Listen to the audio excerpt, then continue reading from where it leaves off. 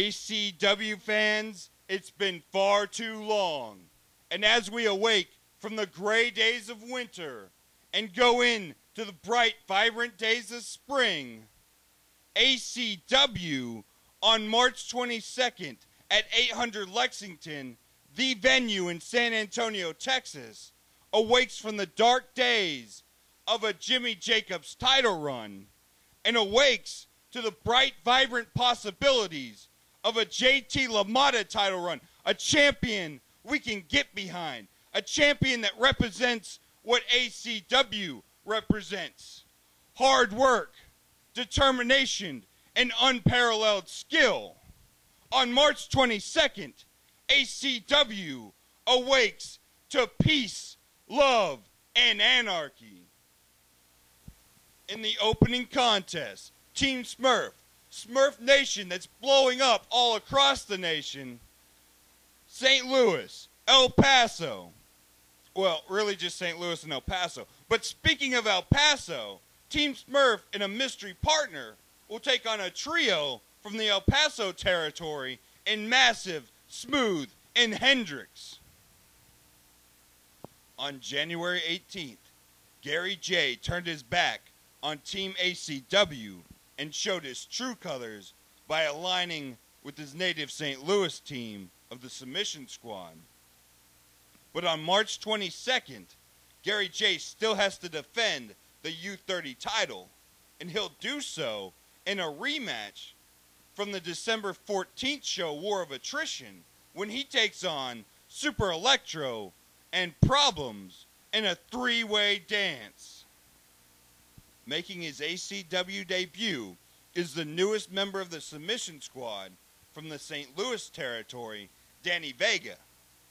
But he'll go one-on-one with one of the biggest monsters in Texas as he takes on Jacob Spliskin Biohazard, a man who has his eyes set on the ACW heavyweight title. On January 18th, the ACW offices witnessed something that greatly disturbed them, as apparently there's now an alliance between Rory Fox, Spiro, and Greg Simons. In a proactive act to try to halt any momentum this group may gain, the ACW offices have thrown all three into a triangle match, with the winner receiving an ACW title shot at the May show. In the biggest match of her career, Alektra Blue will take on the woman she's idolized since she entered the wrestling business. She'll take on Daizee Haze, one of the pioneers of American Joshi, a woman that's revolutionized women's wrestling in the United States. So it'll be high times when Alektra Blue and Daizee Haze collide in San Antonio. But will the most disrespectful member of Team Smurf finally find someone she can respect in Daizee Haze? And don't forget to show up early, fans, because the first 20 people to enter the building will get a special Daizee Haze door prize. Over 2008, no one has shown a more drastic change in attitude than the Garza brothers. And when you put a hole in a building wall, you tend to gain the attention of the ACW office. So as you saw in the last promo reel, Jacob Ladder, a member of the 2007 Tag Team of the Year in ACW, laid out a challenge to the 2008 Tag Team of the Year, and apparently we have a handicap match on store March 20th. On November 18th, 2007, I was beaten, I was embarrassed, and I was cost the tag team titles. By you, Jacob Ladder. For the next year and a half, we spilled blood all over the place. We spill it in the ACW ring, event after event. On June 15th, 2008, I shook your hand. I shook your hand as a token of respect. And that was it. A token of respect. on March 22nd against my better judgment. I feel like you and I have a common enemy, Jacob Ladder. For the first time in a year and a half, against my better judgment, Darren Child and Jacob Ladder will team against you, Garza Brothers. 1 week from today, Garza Brothers, prepare to fall from grace.